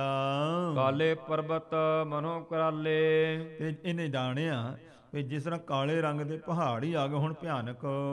ਤਨ ਰੋਹੇ ਖਰੇ ਤਰੋਵਰ ਜਾਲ, ਇਸ ਪ੍ਰਕਾਰ ਇਹਨਾਂ ਦੇ ਸਰੀਰ ਦੇ ਉੱਤੇ ਵਾਲ ਜਿਹੜੇ ਸੀ ਇਉਂ ਜਿਵੇਂ ਧਰਤੀ ਦੇ ਦਰਖਤ ਖੜੇ ਹੋਣ, ਇਹੋ ਜਿਹਾ ਭਿਆਨਕ ਰੂਪ ਸੀ। ਜਾਨੂ ਜੁਗ ਜੁਗ ਸਿੰਘ ਬਸਾਲ, ਤੇ ਇਹਨਾਂ ਦੋਨਾਂ ਦੇ ਉੱਤੇ ਇਸ ਪ੍ਰਕਾਰ ਕਹਿੰਦੇ ਨੇ ਦੋ ਦੋ ਸਿੰਘ ਵੀ ਸਨ। ਭੁਜਾ ਭੁਜੰਗ ਰਾਜ ਸੇ ਨਿਕਸੇ, ਇਸ ਪ੍ਰਕਾਰ ਤੇ ਬਾਹਾਂ ਇਹਨਾਂ ਦੀਆਂ ਏਦਾਂ ਨੇ ਭੁਜੰਗ ਰਾਜੇ ਵਿਸ਼ੇਸ਼ ਨਾਗ ਹੋਵੇ, ਇਹੋ ਜਿਹੀਆਂ ਬਾਹਾਂ ਨੇ ਇਹਨਾਂ ਦੀ ਬੜ ਬੜੀਆਂ। ਮਹਿੰਦ ਤਲਾਓ ਬਲੋਚਨ ਵਿਕਸੇ, ਇਹਨਾਂ ਦੇ ਬੜੇ ਭਾਰੀ ਕਹਿੰਦੇ ਇਸ ਪ੍ਰਕਾਰ ਸੋ ਵੱਡੇ ਭਾਰੇ ਜਿਵੇਂ ਤਲਾਅ ਹੁਣ ਜਲਦੇ ਇਹੋ ਜਿਹੇ ਨੇਤਰ ਸਨ ਇਹਨਾਂ ਦੇ ਦੈਂਤਾਂ ਦੇ। ਰਕਤ ਵਰਨ ਸਰੋਣਤ ਕੇ ਪੁਰੇ। ਇਸ ਪ੍ਰਕਾਰ ਅੱਖਾਂ ਜਿਹੜੀਆਂ ਨਾ ਲਾਲ ਰੰਗ ਦੀਆਂ, ਜਿਸ ਤਰ੍ਹਾਂ ਖੂਨ ਭਰਿਆ ਹੁੰਦਾ, ਇਹੋ ਜਿਹਾ ਭਿਆਨਕ ਰੂਪ ਹੈ ਇਹਨਾਂ ਦਾ। ਸੈਲ ਦਗਧ ਜਨ ਆਏ ਹਦੁਰੇ। ਇਸ ਪ੍ਰਕਾਰ ਮਾਨੋ ਕਿ ਜਿਸ ਤਰੀਕੇ ਦੇ ਨਾਲ ਦੋ ਪਹਾੜ ਹੀ ਆ ਗਏ ਹੁਣ ਨੇੜੇ, ਇਉਂ ਭੈ ਆ ਗਿਆ ਬ੍ਰਹਮਾ ਨੂੰ ਦੇਖ ਕੇ। ਨਿੰਦਰਾ ਜੋਗ ਵਿਖੇ ਗੋਸਾਈ। ਤੋ ਕਹਿੰਦੇ ਨੇ ਵਿਸ਼ਨੂੰ ਮਹਾਰਾਜ ਜੀ ਸੁਆਮੀ ਜੀ ਯੋਗ ਨਿੰਦਰਾ ਵਿੱਚ ਟਿਕੇ ਹੋਏ ਸਨ। ਲਖ ਵਿਦ ਨੇ ਤਬ ਕੀਨ ਉਪਾਈ। ਤਬ ਸੋਚਿਆ ਹੈ ਬ੍ਰਹਮਾ ਨੇ ਵੀ ਇਹ ਦੈਂਤ ਆ ਗਏ ਸਾਹਮਣੇ ਤੇ ਕਿਤੇ ਮੈਨੂੰ ਮਾਰ ਹੀ ਨਾ ਦੇਣ। ਡਰ ਕਰਕੇ ਇਸ ਨੇ ਸੋਚਿਆ ਵੀ ਮੈਂ ਭਗਵਾਨ ਨੂੰ ਉਠਾਵਾਂ। ਉਹ ਯੋਗ ਨਿੰਦਰਾ ਵਿੱਚ ਸਮਾਧੀ ਵਿੱਚ ਸਨ। ਇਸ ਵਾਸਤੇ ਭਗਵਾਨ ਨੂੰ ਉਠਾ ਕਰਕੇ ਉਹਨਾਂ ਨੂੰ ਬੇਨਤੀ ਕਰਨ ਵਾਸਤੇ ਡਰ ਕੇ ਬ੍ਰਹਮਾ ਨੇ ਇੰਜ ਕੀਤਾ। ਸਤਤ ਮਹਾ ਮਾਇਆ ਕੀ ਠਾਨੀ। ਤਾਂ ਕਹਿੰਦੇ ਜੋ ਮਹਾ ਮਾਇਆ ਹੈ, ਜਿਹਨੂੰ ਕਹਿੰਦਾ ਕੁਦਰਤ, ਪਰਮੇਸ਼ਵਰ ਦੀ ਸ਼ਕਤੀ। ਤਾਂ ਕਹਿੰਦੇ ਇਸ ਪ੍ਰਕਾਰ ਸੋ ਮਹਾ ਮਾਇਆ ਦੀ ਫਿਰ ਸਿਫਤ ਕੀਤੀ ਹੈ। ਬ੍ਰਹਮਾ ਨੇ ਯਾਦ ਕੀਤਾ ਉਸ ਨੂੰ। ਉਤਪਤ ਸਥਿਤ ਹਤਨ ਜਗਰਾਨੀ। ਤੇ ਉਸ ਨੂੰ ਕਿਹਾ ਕਿ ਤੂੰ ਉਤਪਤੀ ਕਰਨ ਵਾਲੀ ਹੈ, ਸੰਸਾਰ ਨੂੰ ਟਿਕਾਉਣ ਵਾਲੀ ਸ਼ਕਤੀ ਹੈ। ਨਿੰਦਰਾ ਰੂਪ ਭਗਵਤੀ ਮਹਾ। ਇਸ ਪ੍ਰਕਾਰ ਬੜੇ ਭਾਰੀ ਭਗਵਤੀ ਤੇਰਾ ਨਾਮ ਹੈ, ਤੂੰ ਸਮਾਧੀ ਰੂਪ ਹੈ। ਸੋ ਭਾਵ ਹੈ ਕਿ ਜੋ ਵਿਸ਼ਨੂੰ ਮਹਾਰਾਜ ਨੂੰ ਭਗਵਾਨ ਮੰਨਿਆ ਹੈ ਤੇ ਉਸ ਦੀ ਲక్ష్ਮੀ ਨੂੰ ਸ਼ਕਤੀ ਮੰਨਿਆ ਗਿਆ ਹੈ। ਇਸ ਪ੍ਰਕਾਰ ਕੁਦਰਤ ਜਿਹਨੂੰ ਕਹਿੰਦੇ ਆ। ਸਵਾਹਾ ਸੁਦਾ ਬਖਤਤ ਕ੍ਰਿਤ ਆਹ। ਇਸ ਪ੍ਰਕਾਰ ਜਿਵੇਂ ਸਵਾਹਾ ਕਰਿਆ ਜਾਂਦਾ ਹੈ, ਇਸ ਤਰੀਕੇ ਦੇ ਨਾਲ ਬਚਨ ਉਚਾਰਨ ਕਰਕੇ ਉਪਮਾ ਕੀਤੀ ਹੈ। ਸਵਾਹਾ ਕਹਿ ਕਰਕੇ ਉਹਦੀ ਮਹਿਮਾ ਕੀਤੀ ਹੈ। ਸ੍ਰੀ ਸ੍ਰੀ ਪਰਮ ਈਸ਼ਵਰੀ ਪੁਸ਼ਟੀ। ਇਸ ਪ੍ਰਕਾਰ ਹੈ ਪਰਮ ਸਭ ਤੋਂ ਵੱਡੀ ਤੋ ਈਸ਼ਵਰੀ ਈਸ਼ਵਰ ਰੂਪ ਮਹਾਨ ਸਮਰੱਥਾ ਵਾਲੀ ਹੈ ਤੂੰ। ਸਰਬ ਚਰਾਚਰ ਰੂਪਾ ਤੁਸ਼ਟੀ। ਇਸ ਪ੍ਰਕਾਰ ਬੜੇ ਪ੍ਰਸੰਨ ਰੂਪ ਹੈ ਤੇ ਚਰਾਚਰ ਜਿਤਨੇ ਵੀ ਜੜ ਜੰਗਮ ਹਨ ਸਭਨਾਂ ਦੇ ਵਿੱਚ ਚੇਤਨ ਸੱਤਾ ਦੇਣ ਵਾਲੀ ਸ਼ਕਤੀ ਹੈ ਤੂੰ। ਖੜਗਨ ਸੂਲਨ ਚੱਕਰਨ ਘੋਰਾ। ਬੜੇ ਭਾਰੀ ਚੱਕਰਾਂ ਤੇ ਇਸ ਪਰ ਤਲਵਾਰਾਂ ਆਦਿ ਹਥਿਆਰਾਂ ਦੇ ਨਾਲ ਤੂੰ ਫਬੀ ਹੋਈ ਹੈ। ਮਹਾਨਾਦਨੀ ਸ਼ੰਖਰ ਛੋਰਾ। ਇਸ ਪ੍ਰਕਾਰ ਬੜਾ ਭਾਰੀ ਨਾਦ ਕਰਨ ਵਾਲੀ ਭਿਅੰਕਰ ਆਵਾਜ਼ ਕਰਨ ਵਾਲੀ ਹੈ ਤੂੰ। ਪਰਮ ਸੁੰਦਰੀ ਨਮੋ ਹਮਾਰੀ। ਮਹਾਨ ਸੁੰਦਰ ਸਰੂਪ ਵਾਲੀ ਸ਼ਕਤੀ ਮੇਰੀ ਨਮਸਕਾਰ ਹੈ ਆਪ ਨੂੰ। ਬੋਧਰੋ ਬੋਧ ਲਛਨਾ ਭਾਰੀ। ਬੜਾ ਭਾਰੀ ਬੁੱਧ ਅਕਲ ਦੇਣ ਵਾਲੀ, ਬੜੀ ਭਾਰੀ ਵਿਚਾਰ ਦੇਣ ਵਾਲੀ ਹੈ ਤੂੰ। ਜਗ ਸਵਾਮੀ ਪ੍ਰਬੋਧਨ ਕਰੀਆ ਹੈ। ਕਿਰਪਾ ਕਰੋ ਹੈ ਸ਼ਕਤੀ। ਸੋ ਆ ਜਗਤ ਦੇ ਮਾਲਕ ਨੂੰ ਇਸ ਪ੍ਰਕਾਰ ਪ੍ਰਬੋਧਨ ਕਰਕੇ ਬੁਲਾ ਕਰਕੇ ਇਹਨੂੰ ਯੋਗ ਨਿੰਦਰਾ ਚੋਂ ਸੋ ਇਹਨਾਂ ਜਾਗਰਤ ਵਿੱਚ ਲਿਆਓ। ਤਰਾਸ ਵਿਸਾਲ ਮੋਰ ਪਰ ਅਰੀ ਹੈ। ਕਿਉਂਕਿ ਮੇਰੇ ਤੇ ਬਹੁਤ ਭਾਰੀ ਇਸ ਵੇਲੇ ਭੈ ਡਰ ਆ ਗਿਆ ਹੈ। ਇਮ ਉਸਤਤ ਕੋ ਕੀਨ ਮਹਾਨੀ। ਕਿਉਂ ਕਹਿੰਦੇ ਫਿਰ ਉਸ ਸੋ ਪਰਮੇਸ਼ਵਰ ਦੀ ਸ਼ਕਤੀ ਦੀ ਉਪਮਾ ਕਰਕੇ ਉਹਨੂੰ ਪ੍ਰੇਰਨਾ ਅਰਦਾਸ ਕੀਤੀ ਹੈ ਕਿ ਭਗਵਾਨ ਜੀ ਨੂੰ ਉਠਾਓ, ਮੇਰੀ ਮਦਦ ਕਰਨ। ਹਰ ਪੰਕਜ ਕੋ ਗਹਿ ਕਰ ਪਾਨੀ। ਤੇ ਫਿਰ ਉਧਰੋਂ ਤਾਂ ਅਰਦਾਸ ਕੀਤੀ ਹੈ, ਉਧਰੋਂ ਕੀਤਾ ਵੀ ਜਿਹੜਾ ਇਹ ਪੰਕਜ ਹੀ ਨਾ ਕਮਲ ਦਾ ਫੁੱਲ, ਉਹਨੂੰ ਫੜ ਕਰਕੇ ਹਿਲਾਇਆ ਇਸਨੇ। ਸਕਲ ਓਜ ਸੋ ਕੀਨ ਕੰਪਾਵਨ। ਬੜੇ ਬਲ ਦੇ ਨਾਲ ਕਹਿੰਦੇ ਉਸ ਨੂੰ ਹਿਲਾਇਆ, ਕੰਬਾਇਆ ਹੈ ਭਈ ਭਗਵਾਨ ਦੀ ਨਾਭੀ ਤੇ ਇਹਦੀ ਨਾਲੀ ਹੈ ਤੇ ਜਦੋਂ ਹਿੱਲੇਗੀ ਤੇ ਭਗਵਾਨ ਜਾਗ ਪੈਣਗੇ। ਜਗਨਨਾਥ ਕੇਹ ਤੋ ਜਗਾਵਨ। ਤੋ ਜਗਤ ਦੇ ਸੁਆਮੀ ਕਹਿੰਦੇ ਵਿਸ਼ਨੂੰ ਮਹਾਰਾਜ ਜੀ ਨੂੰ ਜਗਾਉਣ ਵਾਸਤੇ ਨੇ ਯਤਨ ਕੀਤਾ। ਭਗਤ ਵਚਲ ਭੈ ਕਾਰਨ ਹਾਰੇ। ਤੋ ਭਗਤਾਂ ਨੂੰ ਪ੍ਰੇਮ ਕਰਨ ਵਾਲੇ ਹਨ, ਭੈ ਨੂੰ ਕੱਟਣ ਵਾਲੇ ਹਨ ਜੋ। ਜਾਗੇ ਪ੍ਰਭੂ ਦਇਆ ਉਰ ਧਾਰੇ। ਕਹਿੰਦੇ ਫਿਰ ਪ੍ਰਭੂ ਜੀ ਭਗਵਾਨ ਜੀ ਜਾਗ ਪਏ, ਬੜੀ ਦਇਆ ਧਾਰੀ ਮਨ ਵਿੱਚ। ਕਮਲਾਸਨ ਕੋ ਧੀਰਜ ਦੀਨਸ। ਤਾਂ ਫਿਰ ਕਹਿੰਦੇ ਕਮਲ ਤੇ ਆਸਨ ਲਾਉਣ ਵਾਲੇ ਬ੍ਰਹਮਾ ਨੂੰ ਬੜਾ ਹੌਸਲਾ ਧੀਰਜ ਦਿੱਤਾ ਹੈ। ਨਿਰਭਉ ਰਹੋ ਰਛਕ ਮੁਝ ਚੀਨਸ।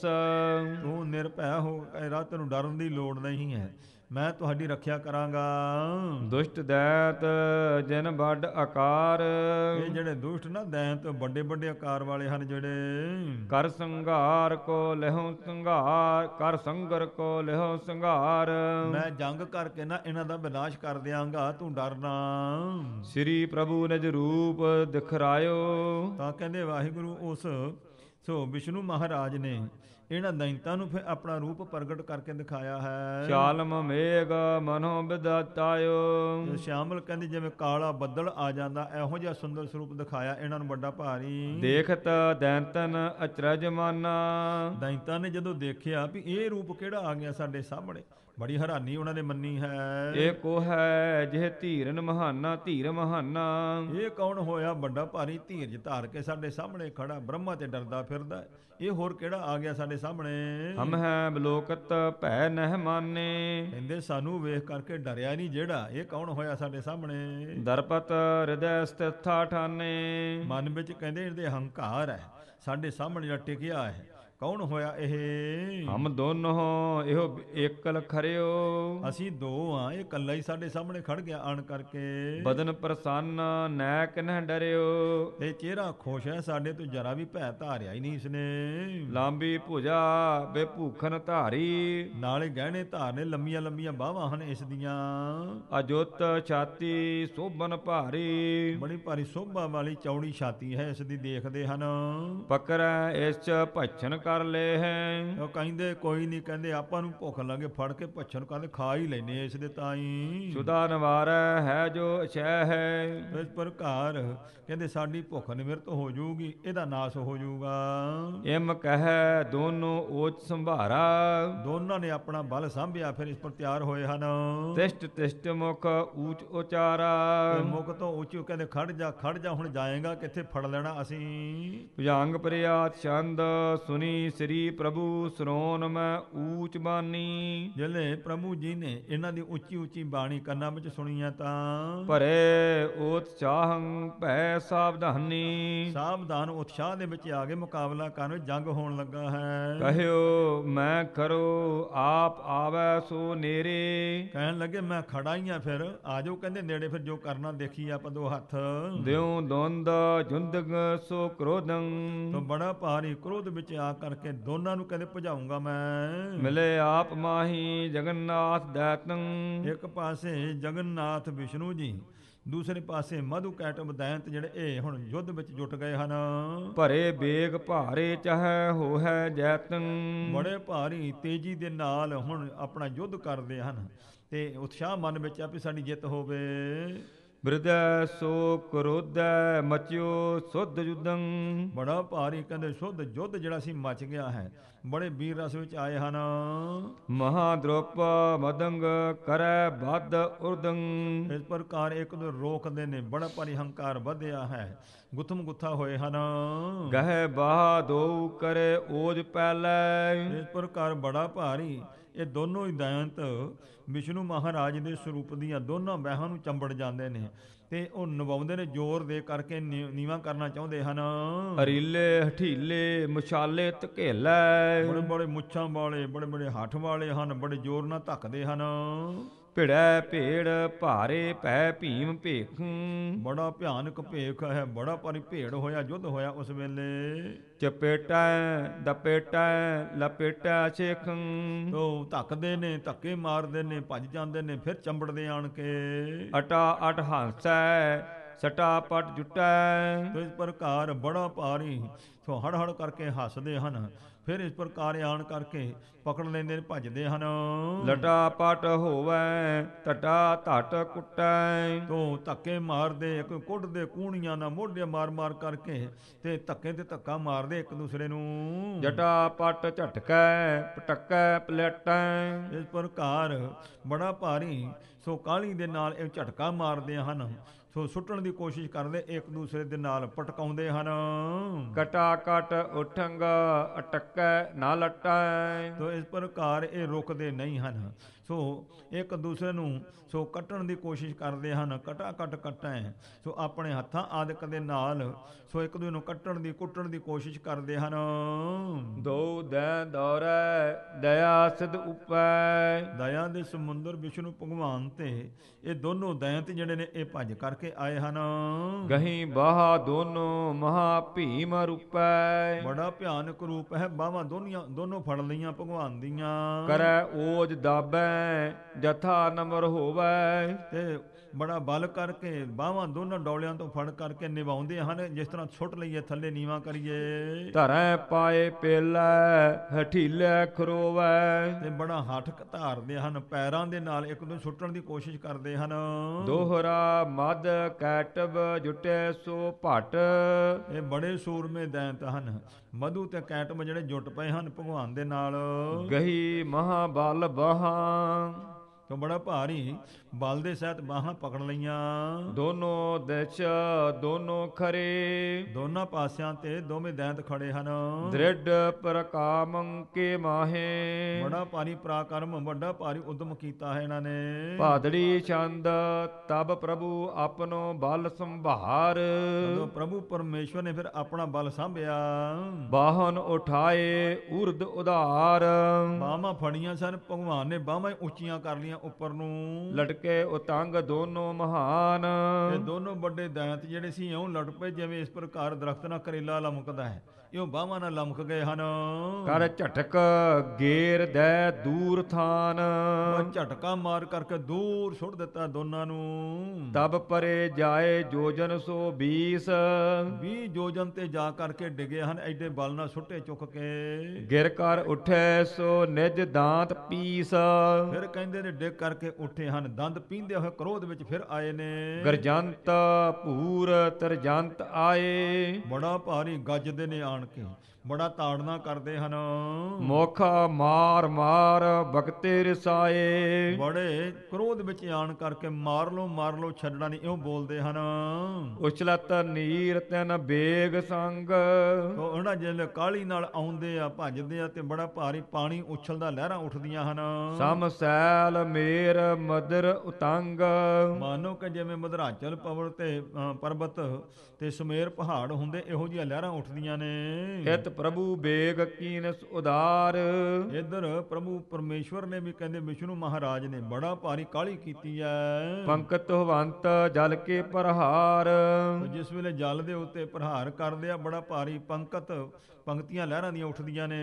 ਪੁਨ ਭਿੜੇ ਆਏ ਮੁਸ਼ਟਨ ਚਪੇਟ, ਫਿਰ ਆਣ ਕੇ ਭੇੜ ਕੀਤਾ, ਕਸੁੰਨ ਚਪੇੜਾਂ ਇੱਕ ਦੂਜੇ ਨੂੰ ਮਾਰਦੇ ਕੁੱਟਦੇ ਆ।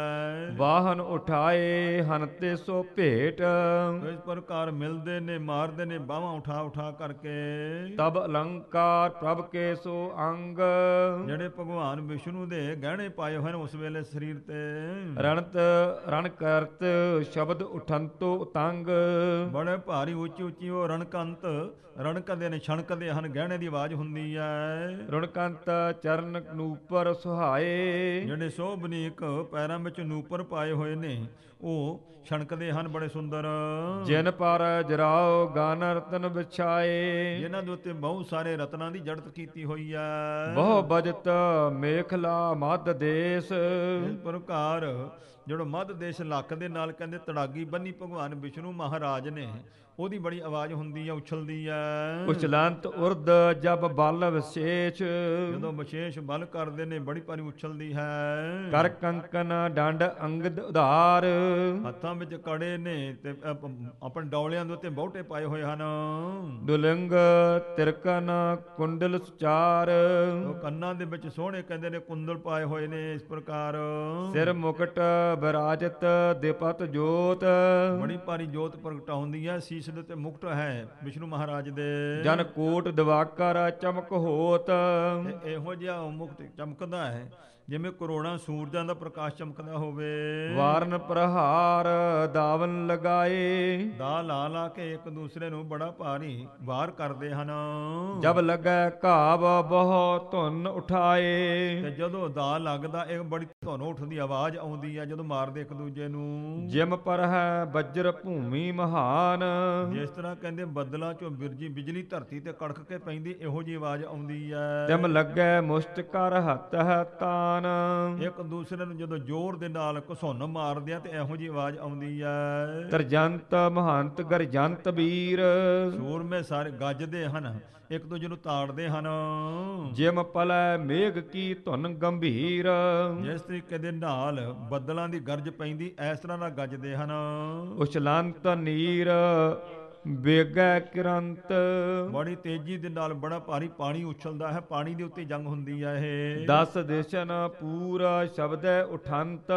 ਦਸੋਂ ਹੀ ਦਿਸ਼ਾ ਦੇ ਵਿੱਚ ਬੜਾ ਭਾਰੀ ਗਰਜ ਪੈਂਦੀ ਆ, ਸਾਰੇ ਪਾਸੇ ਸੁਣਦੀ ਹੈ। ਦੋਹਰਾ ਤੀਨੋਂ ਤਨ ਜਲ ਜਾਲ ਮਹਿ ਵਿਚਰਤ ਏਵ ਸਹਾਏ। ਤਿੰਨੇ ਹੀ ਜਿਹੜੇ ਨੇ ਇਉਂ ਪਾਣੀ ਵਿੱਚ ਵਿਚਰਦੇ ਸੋਭਾ ਪਾਉਂਦੇ ਹਨ। ਤ੍ਰੈਗਰ ਮੰਦਰ ਪਾਏ ਜਨ ਸਾਗਰ ਮਥੈ ਬਨਾਏ। ਇਸ ਤਰ੍ਹਾਂ 3 ਮਧਰਾਚਲ ਪਰਬਤ ਪਾ ਕੇ ਸਮੁੰਦਰ ਨੂੰ ਰੜਕਿਆ ਜਾਵੇ, ਇਸ ਤਰੀਕੇ ਦੇ ਸਰੀਰ ਹਨ ਇਹਨਾਂ ਦੇ।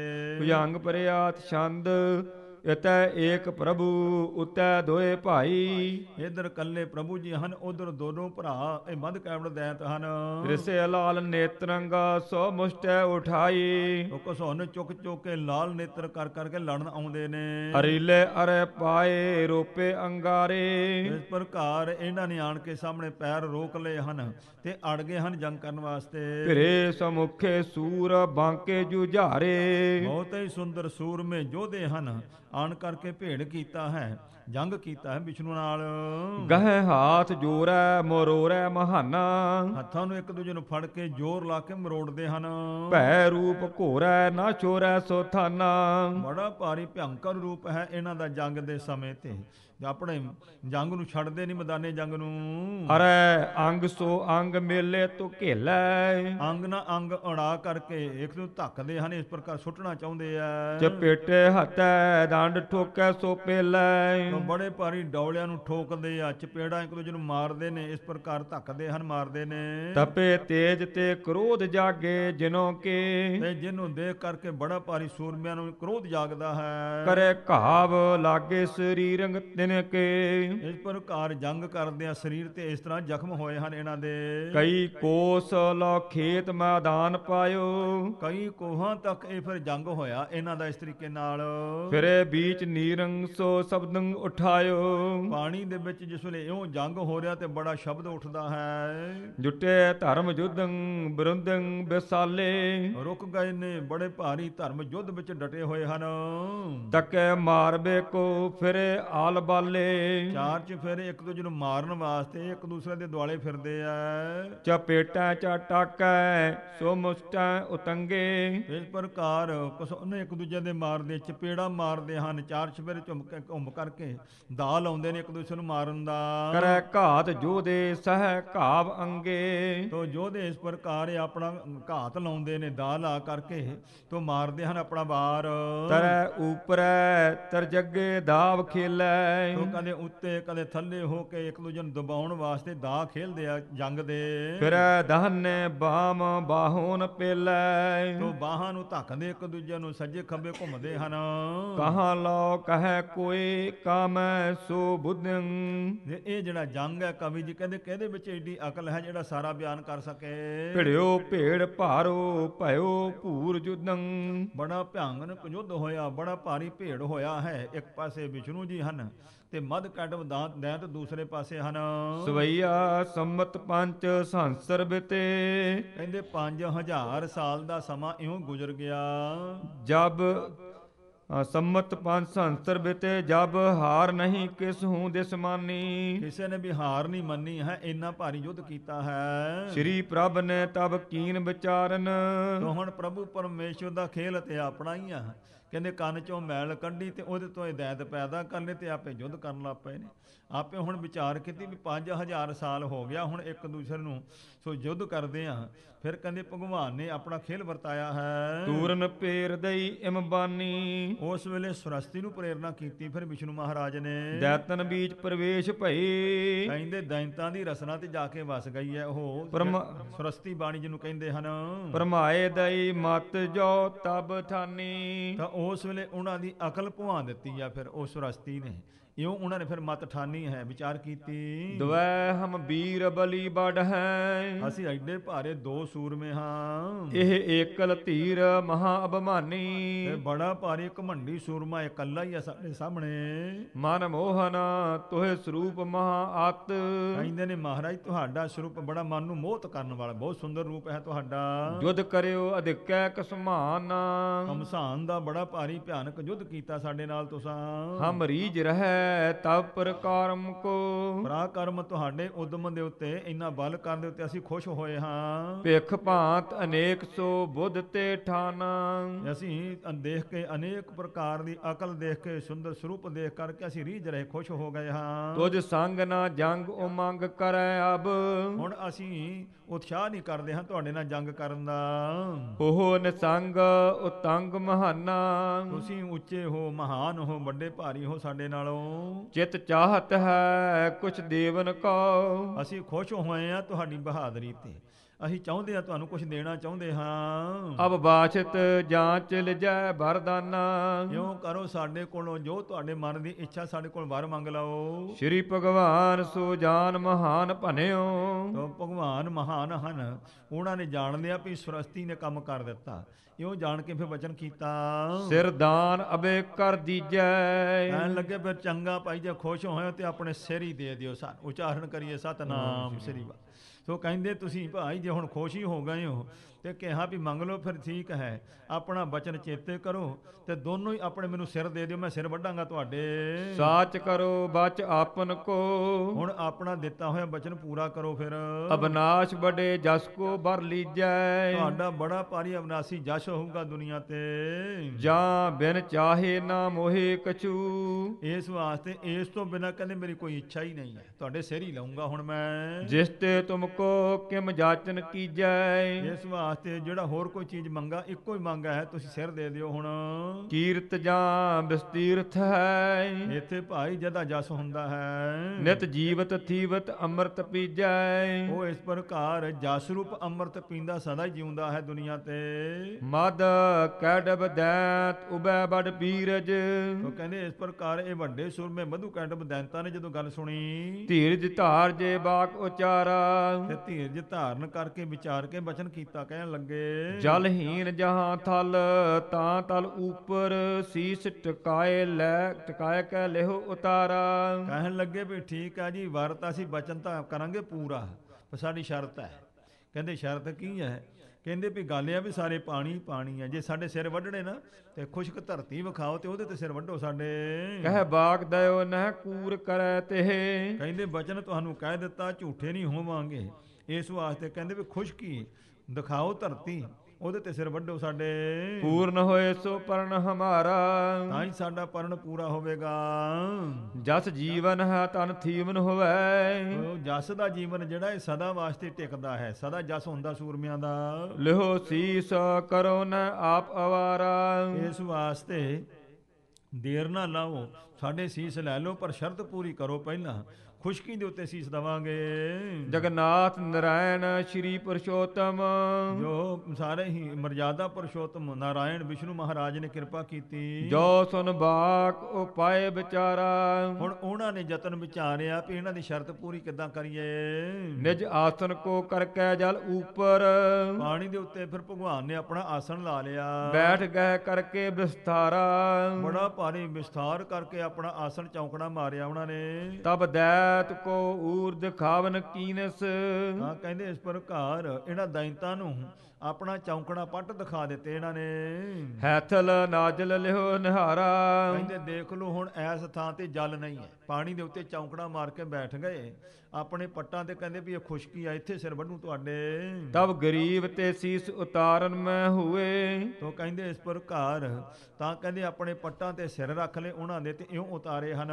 ਸਾਚ ਕਹਿਓ ਜਸ ਪਾਰ ਉਦਾਰਾ, ਇਸ ਪ੍ਰਕਾਰ ਇਹ ਸੱਚ ਕਿਹਾ ਜੋ ਉਹਨਾਂ ਨੇ ਆਪਣਾ ਜਸ ਖੱਟਿਆ, ਬਚਨ ਕਰਕੇ ਪੂਰਾ ਕੀਤਾ। ਕੁੰਡਲ ਤੇ ਮੁਖ ਮੰਡਲ ਸੋਭਤ, ਇਸ ਪ੍ਰਕਾਰ ਸੋਹਣਾ ਗੋਲਾਕਾਰ ਮੁਖ ਭਗਵਾਨ ਦਾ ਕੁੰਡਲਾਂ ਵਾਲਾ ਸ਼ੋਭ ਰਿਹਾ ਹੈ। ਸੀਸ ਕਿਰੀਟ ਰਹਿਓ ਚਮਕਾਈ, ਤੇ ਸਿਰ ਦੇ ਉੱਤੇ ਆਪਣਾ ਜਿਹੜਾ ਸੋ ਕਰੀਟ ਮੁਕਟ ਹੈ ਉਹਨੂੰ ਚਮਕਾ ਰਹੇ ਹਨ।